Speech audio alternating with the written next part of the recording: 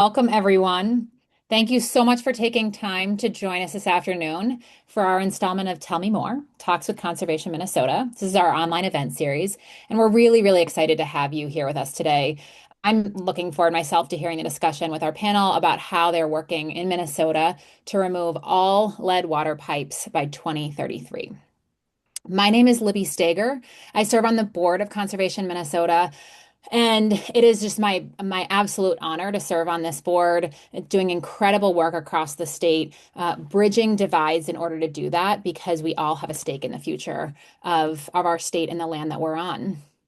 This topic is of particular importance to me today because I know folks who've been affected by the lead water issue. This is a generational issue. I am a parent, and I know that the impacts of lead in our water systems can have not only impacts today, but throughout many generations. I'm going to do a quick introduction of Conservation Minnesota as an organization. For those of you who aren't familiar, we are a nonpartisan, nonprofit organization, and our mission is to protect the Minnesota that you love by solving some of our state's most important environmental problems. We're committed to protecting people and places from the adverse impacts of pollution and climate change while ensuring that everyone who calls Minnesota home has access to the great outdoors and opportunities to enjoy it. Our work is centered around bringing people together across regions, across backgrounds, and across beliefs to find real solutions that work for all of us. So today we've assembled an incredible panel that will talk about the progress we've made on lead waterline replacement and what next steps are needed to achieve the 2033 replacement goal and what you can do to help ensure a lead-free future. But before we move into our panel, I'd like to introduce our moderator, Nels Paulson, who is the policy director at Conservation Minnesota, where he works to keep Conservation Minnesota members informed about things happening at the state capitol, and he connects what our members are doing in their local communities to policymakers. So it's that two-way street.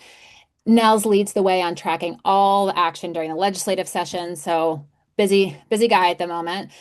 He monitors hearings and floor sessions, keeping up with new bills, meeting legislators, and offering testimony to committees. And when the legislature isn't meeting, he works to finalize our future policy goals, connecting with partners and legislators to find common ground. Nels, thank you so much for leading the way and moderating today. I'll turn it over to you to tell us some more about the panel we have with us. You bet. Thanks, Lily. Hello, everyone, and thanks for being here. Please don't forget to drop your questions into the Q&A chat function found at the bottom of the Zoom screen. And the panelists will be able to see your questions, and if we have time, we'll get to the questions at the end of this round robin. And we have a great panel with us today, and I'm thankful that they're all with us.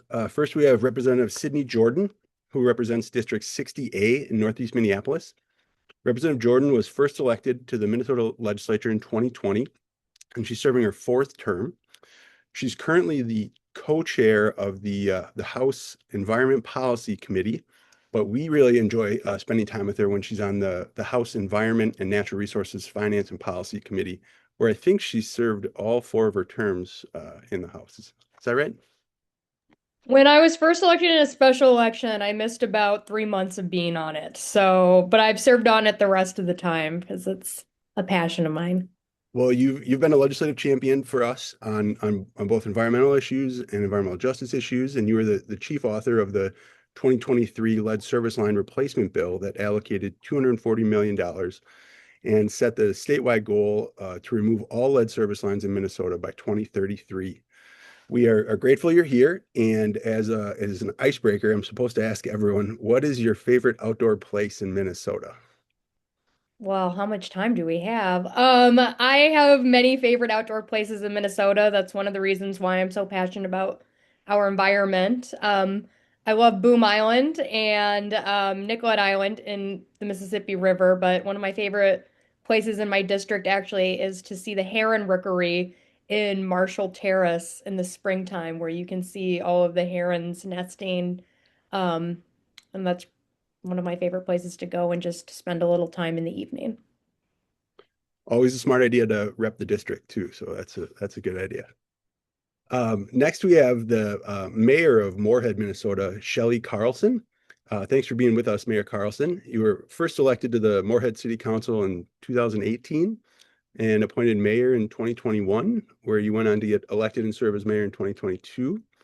Mayor Carlson was born and raised in Minot, North Dakota, and came to Moorhead in 1990 to attend Moorhead State University, where she earned both her master's in public administration and a Bachelor of Science in paralegal studies. And during her 30-year professional career, Mayor Carlson has worked at nonprofit and government agencies advocating on behalf of crime victims, specifically victims of domestic violence and sexual assault. Thanks for being with us, Mayor Carlson. And I have a similar icebreaker question for you. Do you have a favorite outdoor spot? And I suppose you should say something in Moorhead, but you can say wherever you'd like. Well, yes, and thank you so much for inviting me to be part of this. I'm excited to talk about the program that was championed by Rep. Jordan. Interesting enough, my daughter's name is Jordan, so I just feel kind of an alliance with you already. As far as my favorite places to go outdoors, we have a wonderful outdoor amphitheater right here in Moorhead called Blue Stem, and it's just a fantastic place to go and be outdoors and enjoying musical performances, theater performances. It's just one of the kind of the gems of our community on the western banks, the western shores of Minnesota, right here in Moorhead on the Red River. That sounds great. And last, but certainly not least, we have Brent Marsolek with us. And I believe Brent is in the location where the power just went out. There you are, Brent. So if you need to drop off or come and go, that's just fine. But Brent is the principal project manager with extensive public experience in public utility management and infrastructure programs. He served as the agreements manager for St. Paul Regional Water Services from 2017 to 2023, overseeing key stakeholder coordination and contractual frameworks. From 2023 to 2024, Brent led efforts to safeguard critical infrastructure as the damage prevention manager. And since 2024, Brent has directed the lead-free St. Paul Regional Water Service program, managing large-scale lead service line replacement initiatives in alignment with EPA regulations and community health goals. Brent, we're very excited that you actually have experience in the, I don't know if getting your hands dirty is the right way to say it, but we look forward to you learning from your experience as this goes on. But first, you have to tell us where's your favorite outdoor place in Minnesota? Yeah, that's a tough question to answer right there. But the first and foremost, the first thing that came to my head was my garden in my backyard. And then the second one, of course, would be wherever my wife wants to go. Sounds like you're a loving husband, Brent. So, and maybe I'll jump right into the questions with you, Brent, if that's all right, since I Sure. know you have a lot of experience with this, and St. Paul has really been a leader in some of the replacement goals that we've been working on. But do you want to remind our listeners why, the simple question, why are lead service lines bad for public health? Is that something you think you can answer? Well, I'm no doctor, but I do a lot of research along these lines, and exposure to lead from any source really can cause some serious health risks for pretty much anybody for any age. But it does affect young children and infants a lot more. It'll develop some decrease in the IQ scores and attention span decreases, and of course, there's other learning and behavior problems that can present themselves with this. But as far as it goes with adults, you're looking at an increased risk of heart disease, high blood pressure, kidney problems, and a number of different nervous problems. So this is important. It's important to everybody. And whatever source it is, we should root it out and get rid of it as quickly as we can. I would suggest anybody who is more interested in getting more of the details to go to the great website run by the Minnesota Department of Health. They have a lead area that you can learn about not only lead water service lines and that exposure, but also exposure to any other sources of lead. That's right. Thanks, Brent, for sharing that. And we'll be referencing a couple different Department of Health websites, and the University of Minnesota has a really helpful lead service line mapping website that we'll make sure to cover before we're done here. Next, I was going to turn to Mayor Carlson. When did you first become aware of this issue and the extent of lead service lines in Moorhead? And what do residents or constituents, think of the replacement program and the need for state help?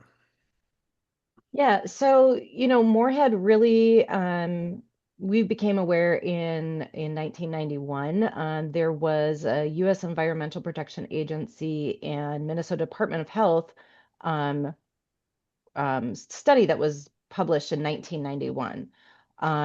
We've always been in compliance with all of the issues and the rules and stuff, but I think that's really kind of when it first became aware. And since that time, Moorhead Public Service, which provides our water for our residents, they are the ones who really kind of took charge of this.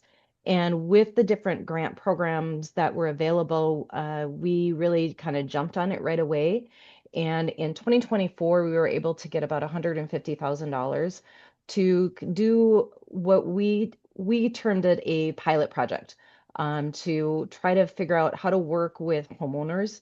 And with that 150,000, we worked with 10 different homeowners on that pilot project to replace um, the private portions of the lead service lines. And that pilot project really built the foundation of the lead service replacement projects from the beginning stage of the project to the final stage of the construction. And we have gotten really, really great feedback from residents. It's been the grant funding has been instrumental in participation of residents into that lead service replacement program. And in 2025, we were fortunate enough to get about a $470,000 to be able to continue that program, and we'll be able to replace between 30 and 40 lines throughout the city of Moorhead. Representative Jordan, turning to you, you were, as we mentioned, you were the chief author of the 2023 lead service line replacement bill. Could you tell us a little bit more about how that bill came to be and what the bill did for Minnesota and how big of a problem lead service lines are across the state? Yeah, I think I'll address that in reverse order. Lead service lines are a huge problem across Minnesota, and they affect my community in Minneapolis and St. Paul and Moorhead, some of our larger cities. But they are an issue that impacts urban communities, but also really small towns in greater Minnesota as well. During the process of putting this bill together, we heard a lot of important testimony from the mayor of Pipestone, Minnesota, which has not very many residents, far fewer than I probably have in my own neighborhood. But it was still an issue. And so it's an issue that impacts Minnesotans across the board, but especially in our most urban and most rural areas. There are thousands of these lead service lines. It has been a long process to even just identify where the lead service lines are. And I will also make a plug for that U of M mapping tool. I actually had a friend help develop that. And the city of Minneapolis, if you're one of my constituents, also has a tool that'll tell you if you have a lead service line as well.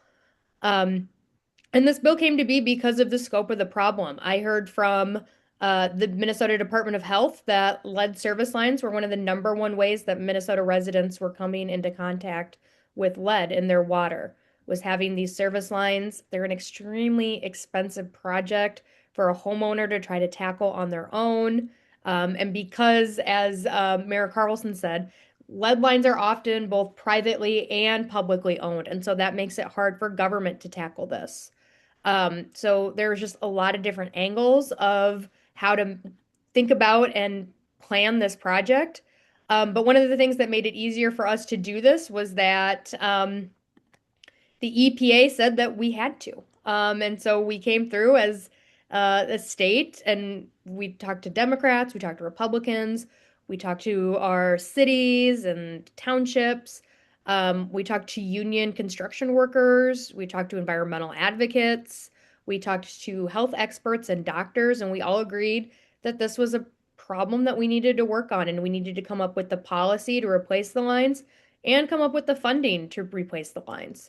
And so we did a lot of work for a lot of years and then came up with the bill, and we're finally able to pass it in 2023. Yeah, thanks for representing thank you, Representative, for mentioning those other stakeholders. I should mention Conservation Minnesota has really worked closely with a couple of building trades, the operating engineers and the laborers, or LIUNA. And we've worked closely with the Coalition of Greater Minnesota Cities to make sure that each of our interests are well represented in this lead service line replacement program. And we each bring a little different skill to the Capitol when we're meeting with Representative Jordan and other members who are who are trying to convince they need to find the funding for this important project. Brent, I'm circling back to you, and as I alluded to earlier, I think St. Paul might have the most experience with lead service line replacement. But would you mind walking us through what a typical lead service line replacement project looks like in St. Paul? Oh yeah, absolutely. And my lights are on now, so it's going to be easier for you to see me. We attack each of construction seasons in two different ways. One of the ways is for us to get our lead service lines replaced in front of any other kind of street projects or street reconstructions, so that we can efficiently use the funds that we have. We can utilize their excavations and be able to go in there and make those replacements at that time. The other vein, we do about 200 to 300 of those each year, or have been doing that many. Um, After that, we take a look at our city and use our census block group data to develop prioritization numbers for each of these census block groups. We use two categories. The first category is Environmental Justice Index, and the other category is density of children 5 and under within that census block group. We grade them out 0 to 5 for each thing, and then we set up our prioritization zones that way. Currently, for this construction season, we believe we're going to be able to finish off all of our prioritization zone 10s and then get a good chunk of the prioritization zone 9s done. And this is really important because these are underserved communities and that least can afford to do this on their own. The other thing that I wanted to add to what Representative Jordan and Mayor Carlson were saying about the public-private ownership, we're not allowed to use water revenue to make any private property improvements for people. So we really need that kind of funding that Representative Jordan is authoring this year to be able to keep this type of an idea moving forward. Generally, we may be able to keep up with our 200 or 300 count replacements within our own distribution division, which are those done in front of construction projects. But without the extra funding from the state, we would not be able to do any of those really important things, investing in underinvested areas. So that's usually done by contractors. We send those contracts out anywhere between 50 and 550 replacement counts for each project. And then as we move toward construction, it all becomes they have to hold up to a pace, and they have to move forward to make sure that they're done by October 31st of each year. The two best ways that we have seen is a surface launch directional drill machine, and also a pit launch directional drill machine. And I'm probably getting a little too technical along those lines, but anybody can put some questions into the chat if they wish for that. No, Brent, I mean, I think that sounds interesting, but we'll keep moving on questions, and we appreciate the emphasis you gave on the need for state funding because water utilities can be hamstrung and how they come up with revenue for this. So that's really important to mention. Can I just interject just to give folks just an idea of the numbers that we're talking about and how challenging it can be? Yes. I think, 2033 seems like it might be a long time from now, but I don't know even if we're going to be able to achieve that goal. In the city of Moorhead, we have, 45,000 people live in the city of Moorhead, and we're growing all the time. The last decade we grew 17%, and we're projected to have that that continued growth, and new homes and new construction obviously aren't putting in lead lines, but in Moorhead we have 209 confirmed lead service lines. And if we can only do 30 to 40 a year, it doesn't take a math genius to figure out it's going to take a really, really long time to do those identified lead service lines. We also have 1,600 that we don't know yet, that we're still working on trying to do the analysis on, are they a lead line or are they not a lead line? We have 11,685 that we know are not lead line. But if even half of those 1,600 that haven't yet been identified are lead lines that have to be replaced, 800 lines at only at the max 40 a year, it's it's going to take a really, really long time. And if there isn't funding, it's going to take even longer.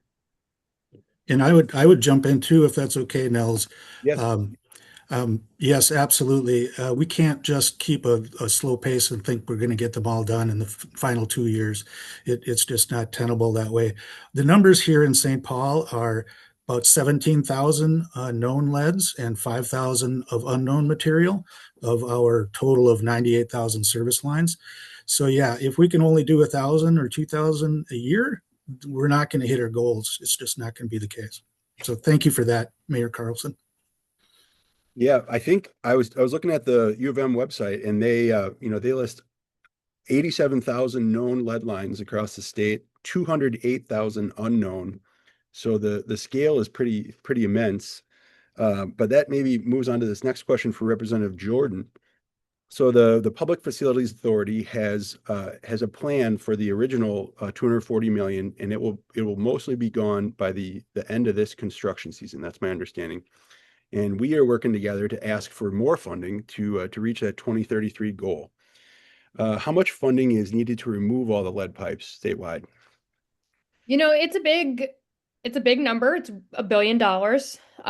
It's likely that we will need to replace every lead service line. But we need to act now.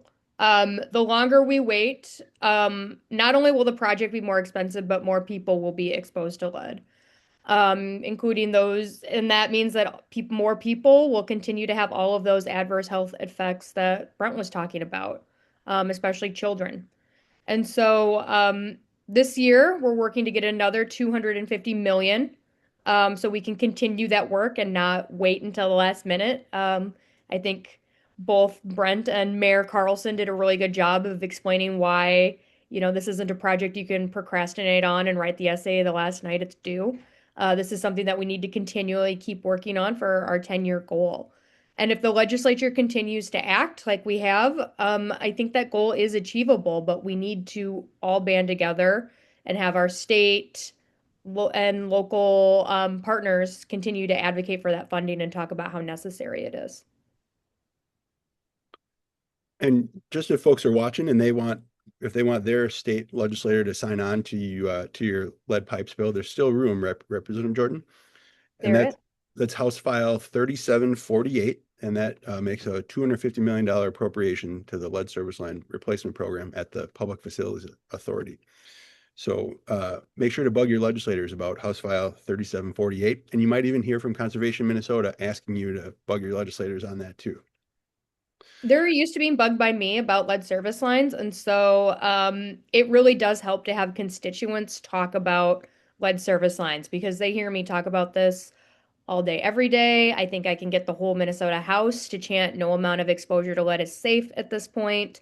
But it makes a big difference hearing from people that we actually represent and saying, this is a priority, this is important to me. And Brent, I've mentioned this a couple times. I think St. Paul started addressing lead service lines, years or maybe even decades ago. And your lead-free St. Paul Regional Water Service program has a goal of replacing all those lead service lines. But I'm a little curious how you think that goal is how do homeowners respond to it? You've probably had more experience than anyone seeing what happens when a lead service line gets replaced. Is that something that folks are thankful for? And tell us about that. Oh, absolutely, absolutely. We've had a lot of buy-in here. It is really nice to see at the end of the year that we've been able to get to very close to 90.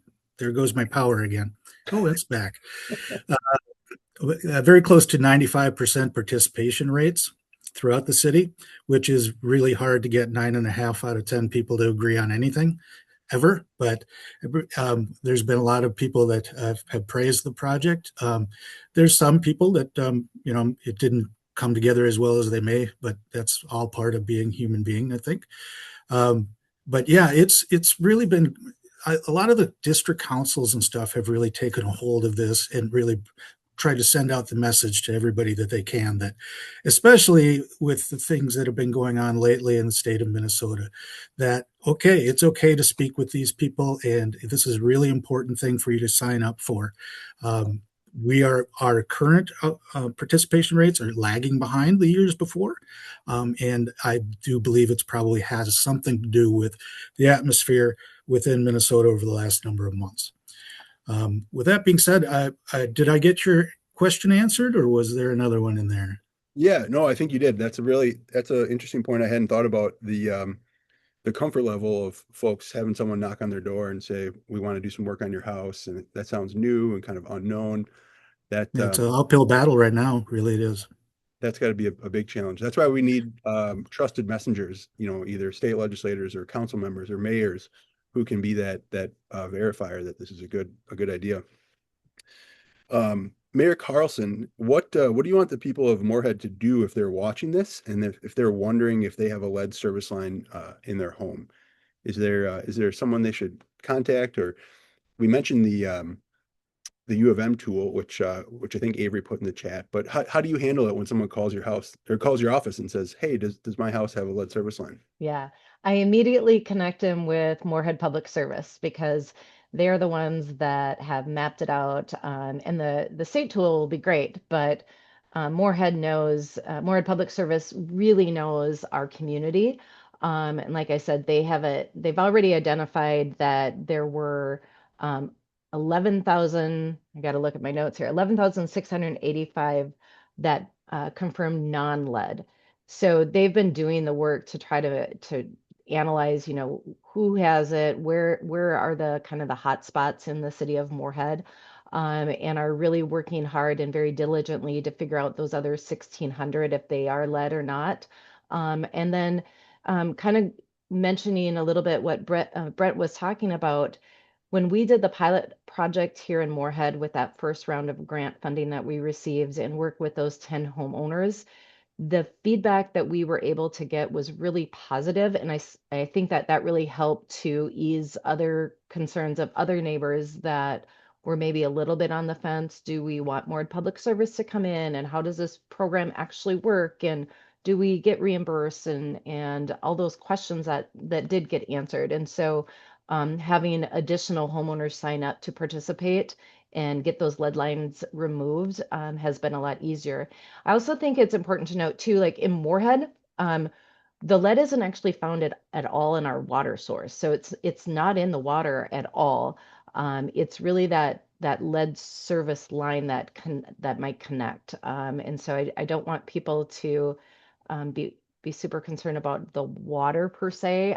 We do a lot of work within Moorhead Public Service to make sure that water treatment solutions and techniques are applied in the water plant to alleviate some of those concerns. But like Rep. Jordan said, any amount of lead is not good to have exposure. So getting those lead pipes out is a benefit to just everybody and future generations. Well said. Representative Jordan, I was looking back at the voting tally for the original bill, and in the House it was unanimously supported, and in the Minnesota Senate it was nearly unanimous with just a couple oddballs voting no. But a lot has changed since 2023, and I'm curious what kind of challenges you see to garner strong bipartisan support for another round of funding. Yeah, I mean I was very proud of that unanimous vote in the Minnesota House. I think I fell over in my chair, but it's not actually surprising because this is something that affects every single legislator's district. And we all have constituents who have these lead service lines, who are concerned about lead contamination. Um, a lot has changed. We are a more polarized body. The Minnesota House is literally tied with equal numbers of Democrats and Republicans.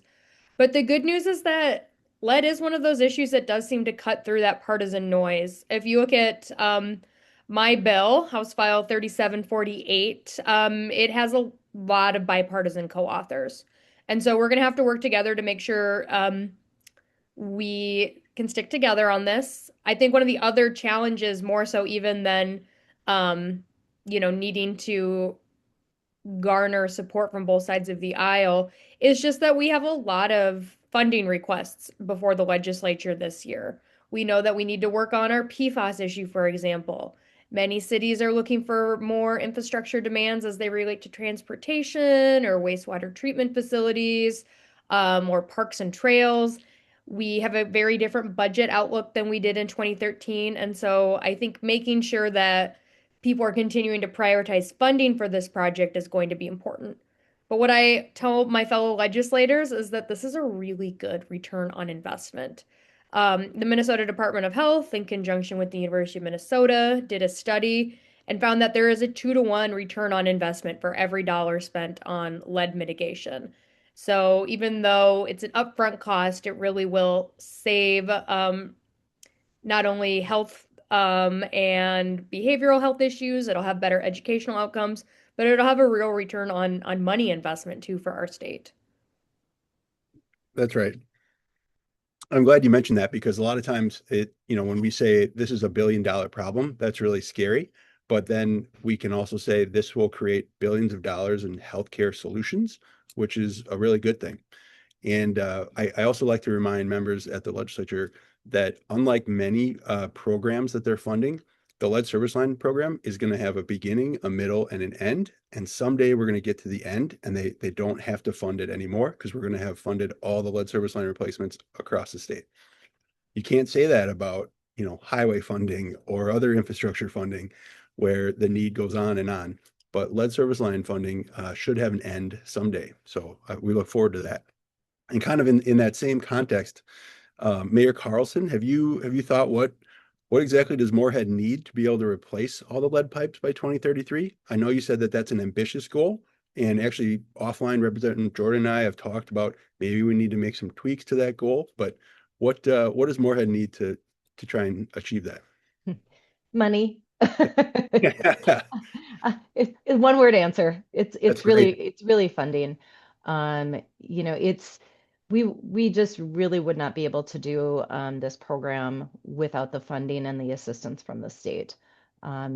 Trying to help alleviate that burden on homeowners. This is, primarily these homes are in our older parts of town, likely with some older individuals who maybe are living in those and they might be on fixed incomes. And that's really hard to place an additional burden like that on them. And so this has been really helpful to not overburden our residents and homeowners again, and are able to keep them in their homes safely. And Brent, I might ask you the same question, and I bet you're going to have about the same answer as Mayor Carlson. What does St. Paul need to be able to replace all lead pipes by 2033? Well, yeah, absolutely. We need the funding for sure, first most. But then we also have to keep talking about it. We have to keep having webinars like this. We have to keep educating the public of exactly that, the 2-to-1 ratio. Hey, we're spending money now, but we're going to be saving money, and we're going to make people happier and healthier. And we're going to invest in areas that haven't been invested in as much. It's always got to be a point of topic that's brought up when we're talking about health within the state of Minnesota or within the country. If you start talking about health, we've got to talk about lead exposure. And Brent, I know you mentioned this earlier, but I think I kind of want to have you talk about it again. What happens if there is no more state help in the lead service line program? It's my understanding the Public Facilities Authority is going to run out of money in this program after the building season in 2026. What would a utility like St. Paul do if there is no more state help? Yeah, that's a very interesting question because we don't exactly know what would happen. Obviously, since we can't spend water revenue money on any kind of private property improvements, we would not be able to do any of the work that we're talking about right now, unless that law changed or any of those policies change. Then if we use water revenue money, well, that's going to probably double everybody's water bill just to keep up with this stuff. And everybody's bills are high enough, and the affordability is an important thing to talk about these days. You would just be saying, okay, well, everybody's going to have to pay for this, even though you might have copper, but you're going to pay for this out of your water revenue bills. So that is an important point to be making, that we want to keep our water bills at a rate that are affordable. In order to get all of these other things done, we would not be able to be as affordable as we are.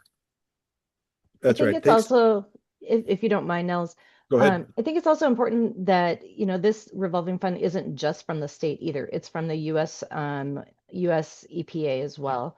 And so we need the federal government to also provide kind of their share of the grant funds as well. That's right. I'm glad you brought that up, Mayor Carlson. I was actually going to ask Representative Jordan if she saw a role for the federal government because they helped with this down payment. I think it was the IIJA had some allocations and Minnesota's kind of winding down the amount of federal money that we're planning to receive. But Representative Jordan, when you travel to out of state conferences or to DC, do you or other legislators talk about the need for federal government help? We absolutely do. And it's, the federal government and the IIJA, the Bipartisan Infrastructure Act that Congress and then President Biden passed, was instrumental in really allowing us to not only invest our own money into this program, but tap into that federal program money as well. Other states have copied our bill and are interested in what we've done. I've talked a lot with some of our fellow Midwesterner states like Illinois and Michigan, and they are struggling with the same thing. Every state is struggling with this. There are, I think the farther east you get, the more lead lines there are, but we have a lot of them here in the Midwest.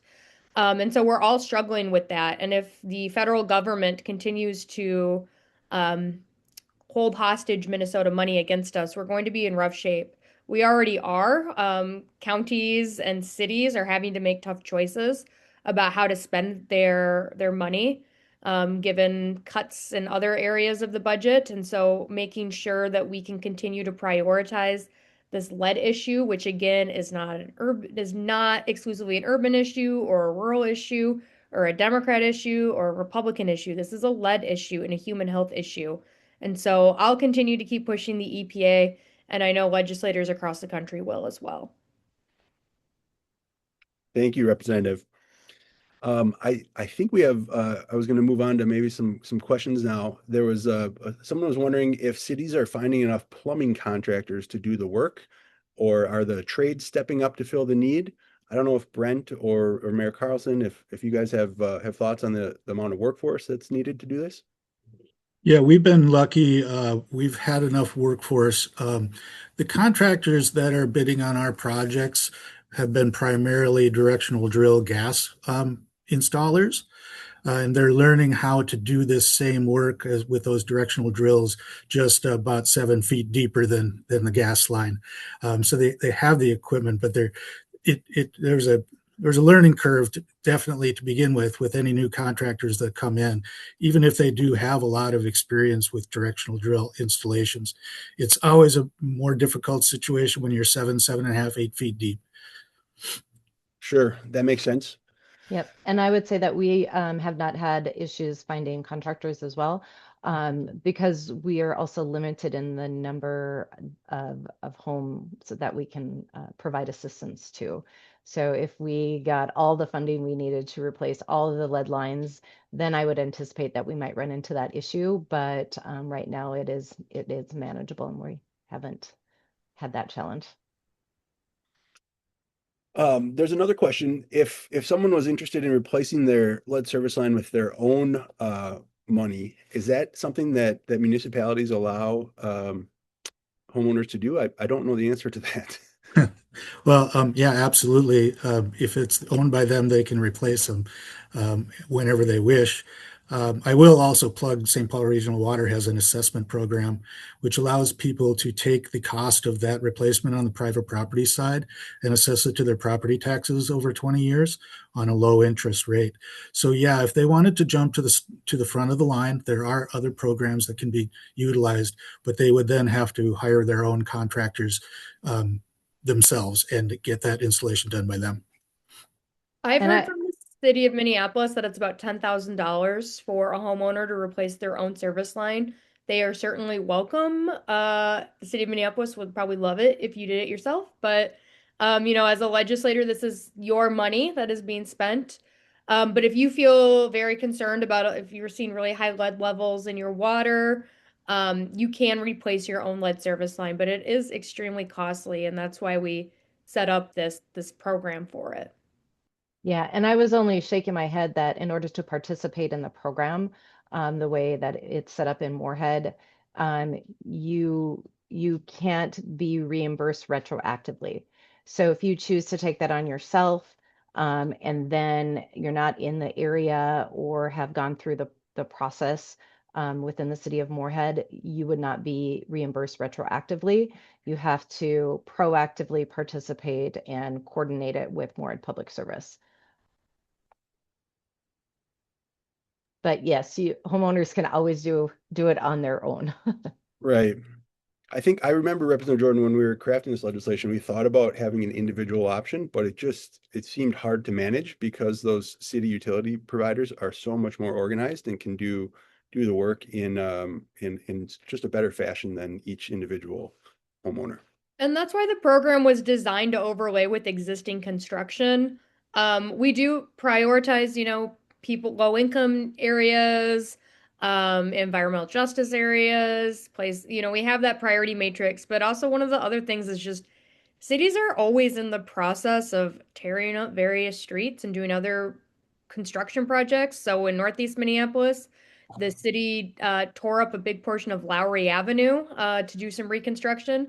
And in that process, they were able to replace all of the lead service lines for all of those residents who lived on Lowry Avenue. So if you live on Lowry Avenue, yes, there was a lot of construction, but also your water is better. And so the city is also trying to think about ways to maximize savings by just really getting into the nitty-gritty of construction season. Well, it sounds like we know what we need to do. We just need to dig through the couch cushions in St. Paul and find about $250 million so we can keep this lead service line program funded and moving into 2027 and 2028. I'm curious how much each of you have. Do you think that we're gonna get to a point where we have no more lead service lines in Minnesota? And do you have hope that folks can rely on their state government to help pay for this? Representative Jordan, I don't know if you want to go first.